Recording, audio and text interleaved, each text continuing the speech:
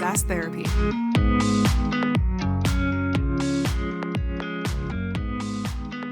Hello, everyone, and welcome to another episode of SaaS Therapy, the show where we help you save your most important business relationships, your customers.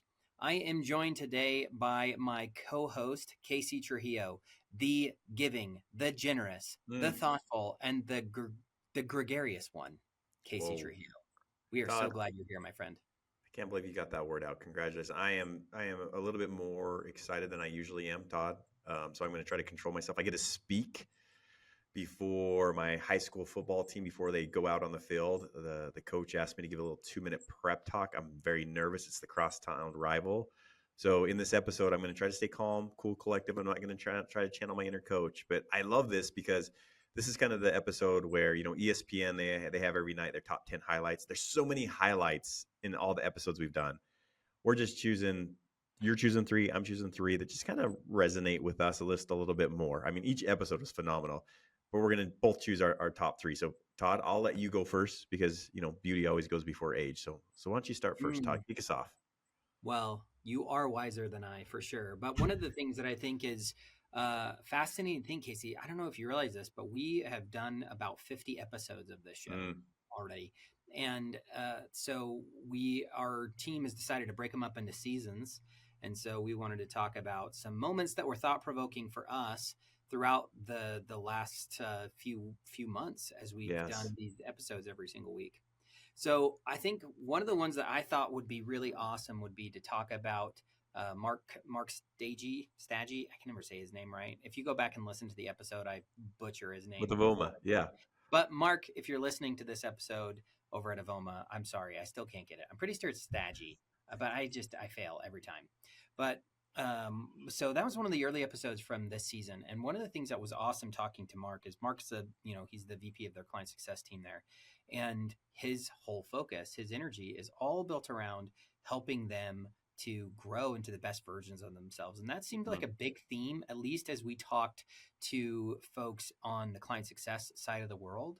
There are a lot of client success managers in particular who feel like they are maybe drowning a little bit. They don't know, and they have a hard time feeling like they are focused on the right activities. They don't know if they're asking good questions. They don't know if they are spending their time on the things that are going to not just help them keep a customer, but grow the customer long term.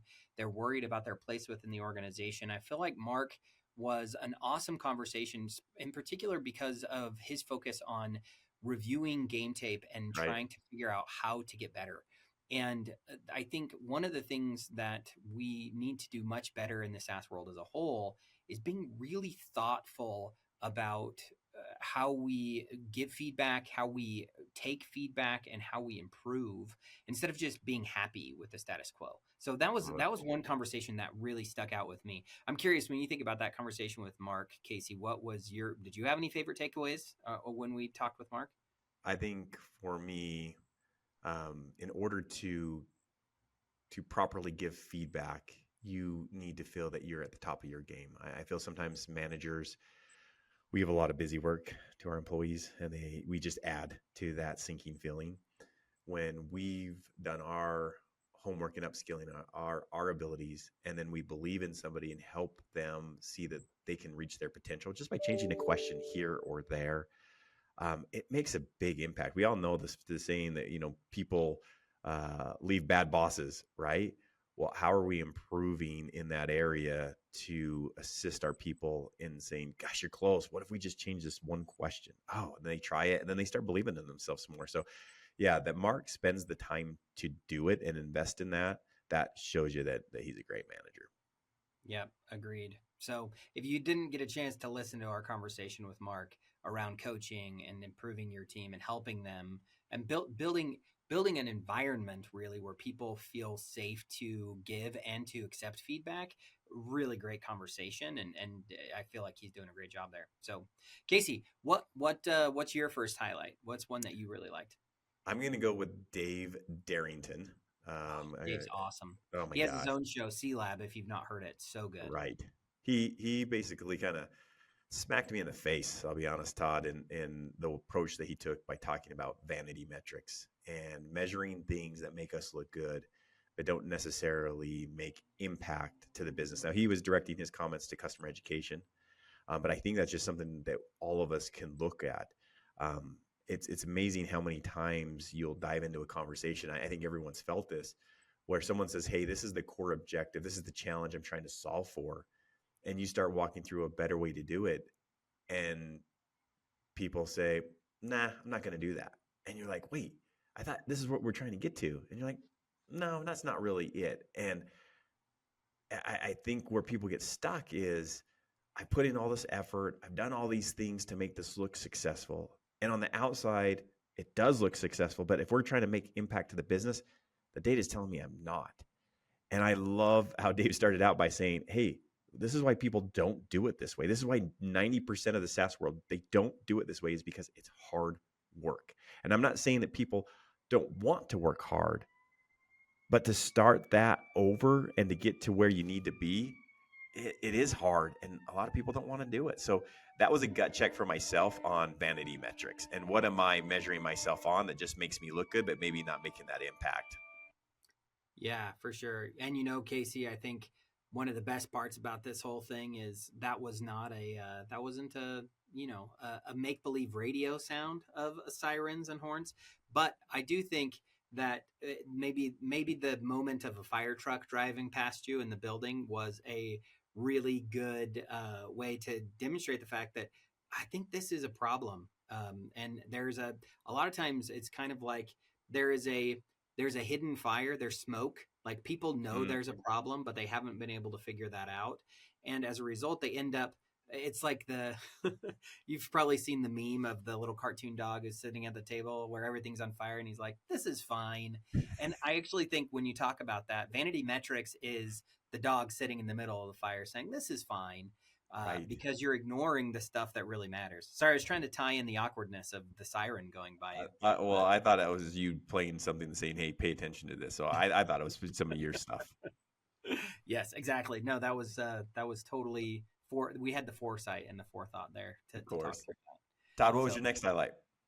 well, it's interesting for me when you mentioned the idea of Dave talking about the fact that customer education oftentimes is too focused on the stuff that says, "Look how great I am," rather than "Is the customer winning?"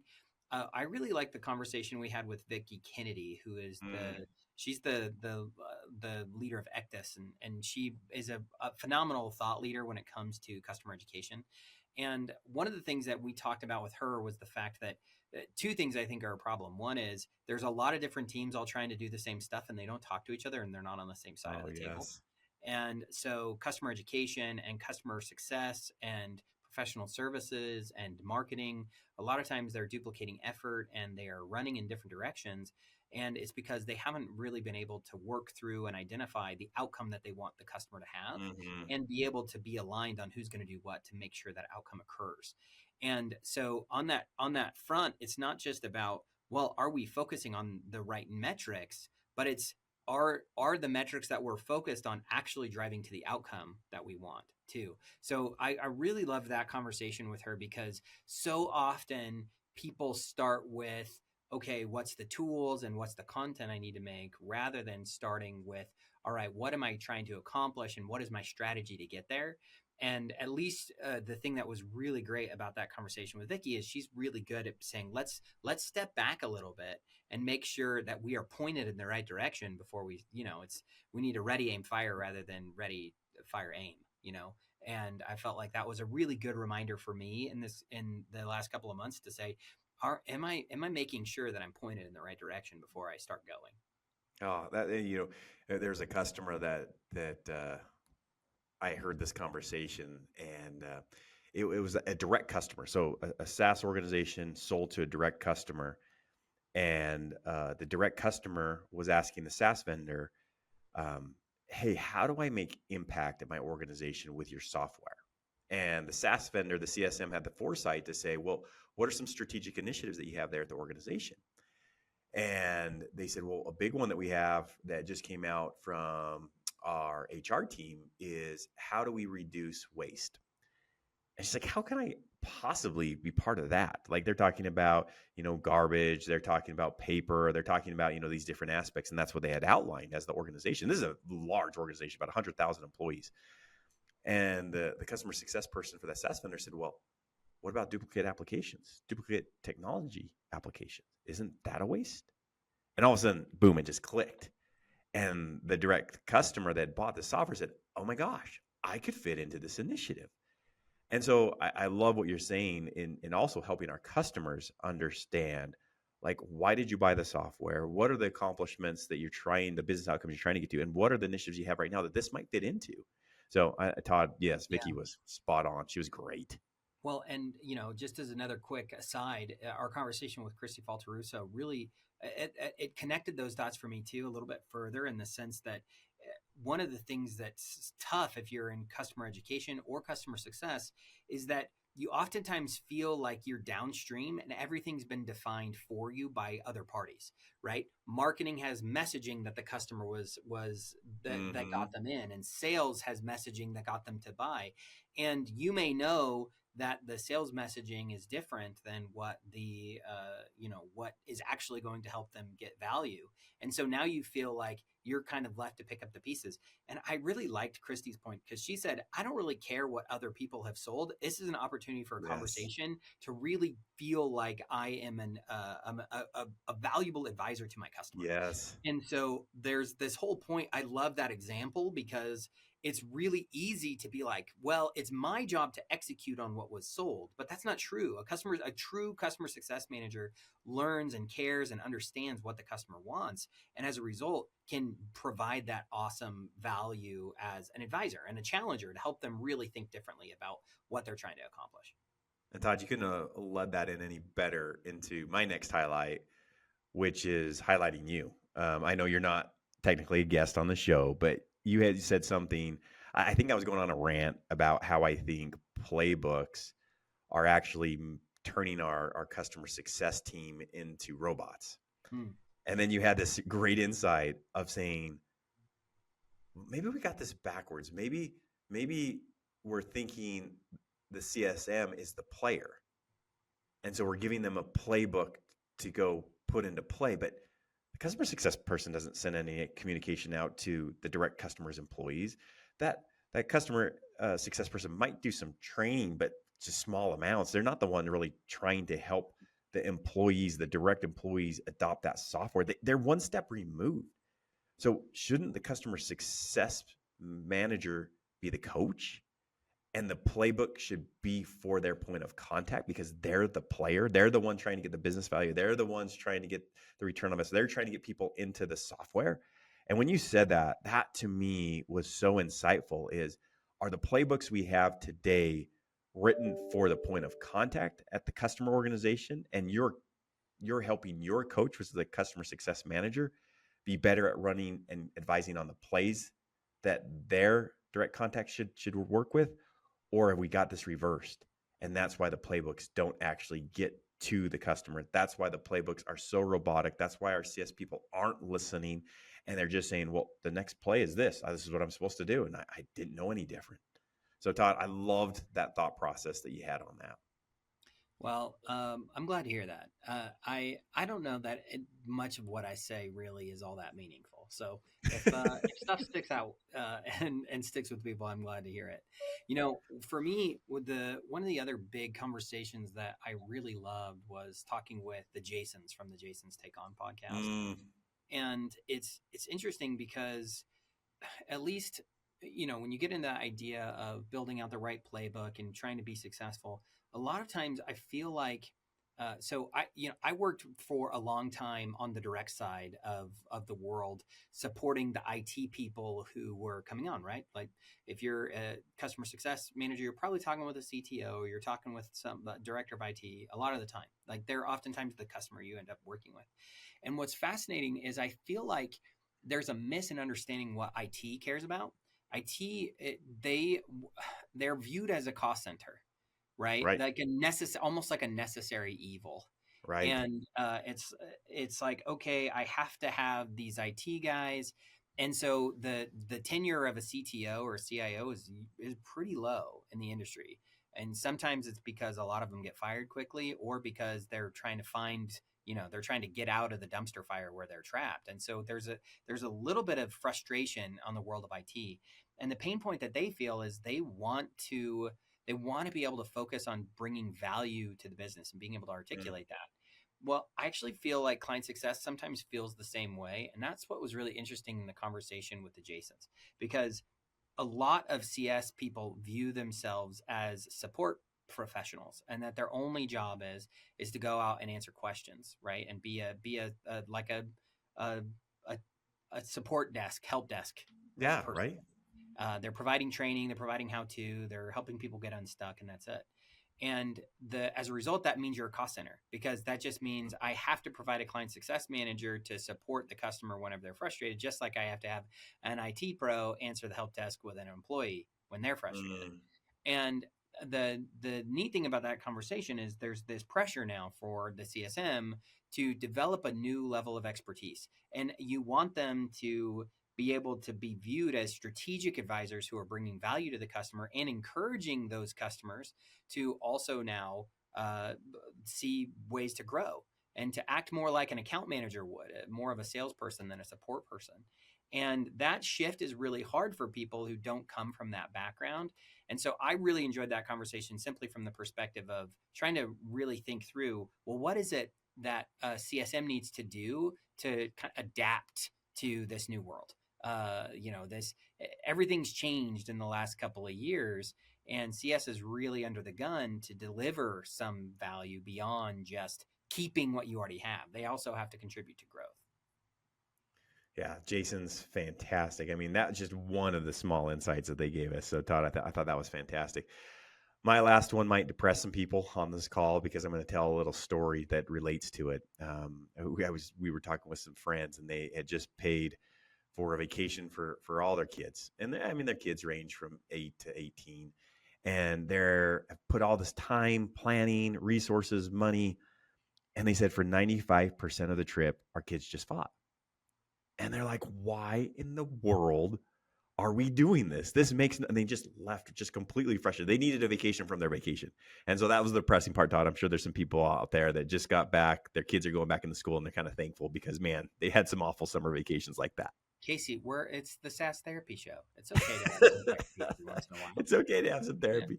Yeah. And that leads into my final highlight. And again, there were so many. It's so hard to choose from these. But this one's from Josh Mollis with Productive. Now, he was a guest that's a little bit different than what we've had before. He was the Chief Information Security Officer, the CISO at this organization. So not in customer education, not in customer success, not in implementation, onboarding, on the CISO side. And every year, Productive does an annual report, because their product can go in there and they see what applications are being ran at an organization. And one of the data points that they had was that an average organization uses 187 different applications. Now, I know Okta has even said there's more, but we'll go with Productive's number, 187. And what was insightful to me, and here's where I feel like the next round of customer success, customer education, customer onboarding is headed, is you are in direct competition with 187 other SaaS organizations. Your experience is being measured by the other SaaS vendor that was just in there. Now, you might not be competing in what your products accomplish, but you're competing in how was that onboarding experience? How was that customer education experience? How is that customer success QBR, right? You are now in direct competition. And if there's 187 of you, and let's say 20 of you have the same point of contact, well, let's go again, because that point of contact is only going to meet with the people that are moving the needle and making that person look good. If you're the one that's helping them get better adoption, realize the business value of your application, they want to talk about that to their boss because they want a raise, they want a promotion, right? So the next wave of separation amongst SaaS vendors, and again, I'm not talking about you competing application to application. You are now competing experience to experience. And if you're all doing the same thing, you're all blah. I'll be honest. This is the time to go and test. This is the time to go say, how could I separate myself from my competition in regards to the customer experience. That one was so insightful for me, is to look at that when I'm having any interactions with people that I'm working with. I'm like, okay, when they leave this call, will they say that the experience that I had was worth my 30 minutes or 45 minutes or whatever time they gave to me? We need to start looking at it that way. You are now competing for your customers' attention, your customers' time and resources, in not just getting the information out to their employees, but just meeting with them. Yeah. And I think it's important, because even if you're not competing directly, as in it's a duplicate application that Yeah. does some functionality, it's someone who's providing value versus someone who isn't. And I had an IT director talk with me once and said, if I had to meet with every single one of my CSMs, that would be my entire job, Mm, and that's all I would ever do. And that is oftentimes the feeling of the customer, because there are so many different services and systems that they're having to manage and support, that they can't just, like, your life revolves around them, but their life does not revolve around you. And that is a part of the danger in that I think a lot of SaaS vendors feel when they're working with IT. And right. so being always cognizant of, how do I give them more time back? How do I make sure that my interactions with them are not just crisp, but they bring unique insight, and they bring a sense of inspiration to Mm, the customer. I don't necessarily mean to be yeah, like, yeah, give the rah-rah speech before the high school football game like you're going to do this right. week, but I do mean that you are connecting a dot for the customer that helps them anticipate something that they can achieve in the future, right? Everybody wants to feel like they are moving forward and that they are progressing. And so your interactions have to not just create that sense of momentum, but like the customer now feels empowered and they feel enabled to go and achieve that thing. And if you're not doing that, man, you're just wasting their time, and you need to get past that. Todd, let's dive into. We just have a couple more minutes. I want to dive into this a little bit more, because a lot of people can get fooled into believing that they're a trusted advisor. Because for the most part, um, people are nice, and so they might jump on that call with you, and they might have that call, and you might feel like, hey, I have a great relationship with them. I know their names, I know their kids' names, I know the last vacation. That's all good. Keep doing that. I'm not saying you shouldn't do that in your relationship. But when you hear in a call someone go, huh, that's an indicator that you brought an insight. If Mm-hmm. they say, wow, you almost like know our business better than we know our business. If they're introducing you to other, If they say something like, "Man, I never thought about it that way," that's a yes, good indicator. yes, right, If you're just sitting and singing kumbaya and you all think the same thing, then all you're doing is telling the customer things they already know. So you got a to make sure that you're using that time to drive a new insight, a new way of thinking, right? great point. Are they introducing you to other people at the organization? Are they a pitchfork advocate? I think Tim Hill in season 1 with Gong said that. Are they leading you to their leaders? Are they saying we need to expand this out? I see another use case. I was just in a meeting.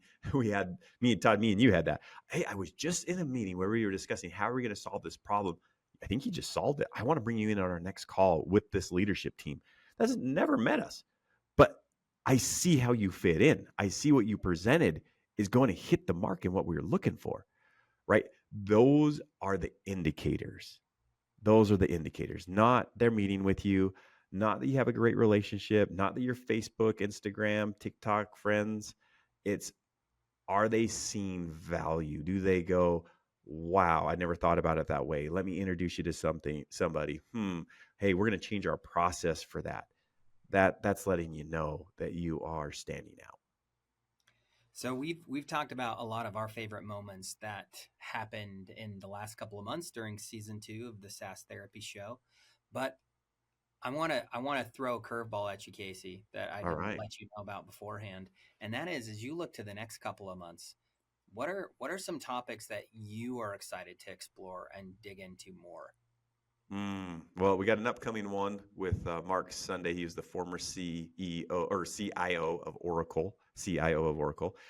Managed about $1 billion budget, I believe, and he's going to walk you through how to sell to him, how to renew, how he renewed contracts, what did he look for, I think that one's going to be an amazing insight. I I love love that one.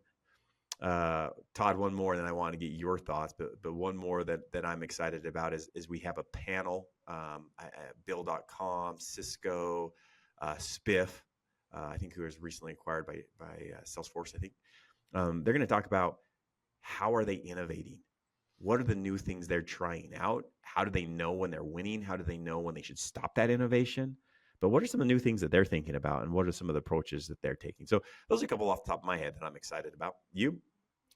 Yeah, so I don't know that we've fully solidified this, but I have been thinking a whole lot about how do you get the business aligned around a key vision and a key objective. And I Mm, don't necessarily mean like getting your customer aligned. I mean, like, how do you get the organization aligned? yeah. If you're a SaaS company, are you all marching in the right direction when there's lots of different goals and lots of different objectives?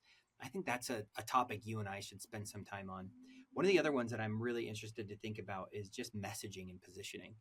When Mm, it comes to really good content, so much of B2B content, especially, that goes out when you're trying to convey something to a customer, to a user, ends up being kind of vague platitudes yes. that is just kind of jumbly jargon that doesn't mean anything. And I love the idea of having a conversation together around how do we get better at communicating like humans to our customers and telling them the things that they really want to hear. Like, we're oftentimes afraid to tell them, what we really do and how we really do it and what we're trying to achieve, because we either A, think they'll be underwhelmed, or B, decide that it's not the thing that they want. And so we want to cast such a wide net that we speak in vague generalities, Mm. which doesn't help the customer know any better or inspire them to get to where they want to be. So those are a couple of things that I think we should spend some time talking about on an episode or two in the next season. Well, I can't believe we're going to be already on season 3. It's been amazing. Todd, we always end by asking our audience to do something. I'll start with mine, and then you go to yours. Um, well, my challenge to everybody is don't say no for your customer. Um, I just there's just too many conversations I've been in where customer success, customer education, operations, they discuss the challenge, they look at the data, they say, hey, we need this to increase, or we want to spend less time here, or whatever it might be, and then you put out some suggestions. People start to get really excited about it, and then someone will say, I just don't think our customer will do it. How do you know? Go test it out. Use data. Too many people in this industry. If I could say one area in which SaaS needs to mature, is use data to make your decisions. It is not a very data driven um, organization, in my opinion. I think a lot of people go off of feeling, and I think a lot of people go off of what someone else is doing, and they repeat it. And they don't say, well, what's your data on that? So if you're doing it that way, have you increased engagement by what percent? And what percent of your total addressable user base is that impacting? People don't ask that data. I'm not going to take financial advice from an advisor that's getting a 1% gain in their 401k. I'm taking advice from someone that's getting a 25 to 50% gain, right? Ask for the data. How was that impacted? How many people did that impact? And did they get to their direction you wanted to go?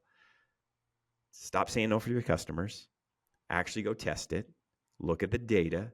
Did it increase where you wanted to get to? And if it did, go try it out. But quit saying no for your customer.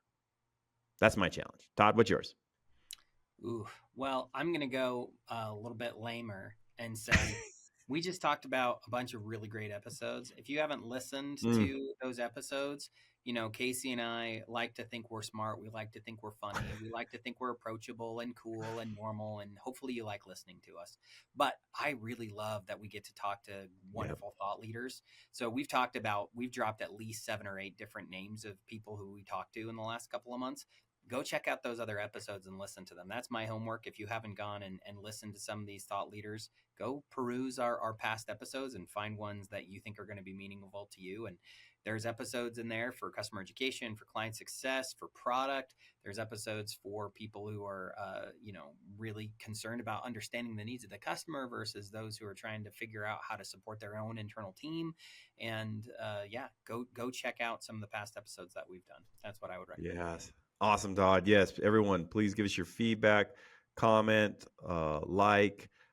share this with other people that you're thinking about. This has just helped our viewership grow immensely. It keeps on growing every day. We're very appreciative. We love the emails that we get of like, hey, this is fantastic content. Keep it up. Thank you. We love doing it. And at the end of the day, Todd and I would just do this because we like hanging out with each other and just talking about this stuff. So at the end of the day, we just want to bring value, and we know that's what you want to bring for your customers also. So Todd, it's been a pleasure. As we wrap up season 2, let's go get season 3. Yeah. Preview of your speech, Casey. Come on, let's hear it. The, Rouse the, us all. The high school kids got to go get jazzed. Here it is, Todd. The difference between winning and losing is the space between your own ears. And in those thoughts that you have during a game, when you get beat up, when you get knocked down, when you make the great tackle, there's thoughts that keep on taking place. Can you control those thoughts? Can you say that I will succeed? Every play lasts about 5 seconds. You need 5 seconds of grit, 5 seconds of courage, 5 seconds of faith, 5 seconds of just belief. And when you do that and you add all of those little seconds up, it equates to a complete game and usually to a win. Oh man, I'm so pumped. Let's go Let's do go. it. Let's win. I tried without yelling and screaming and using profanity. So that's what I got. Oh, love it. Thanks, Casey. Thanks, everyone, and have a great week. SaaS Therapy is brought to you by Brainstorm, the SaaS platform for SaaS adoption. Learn more at brainstorminc.com.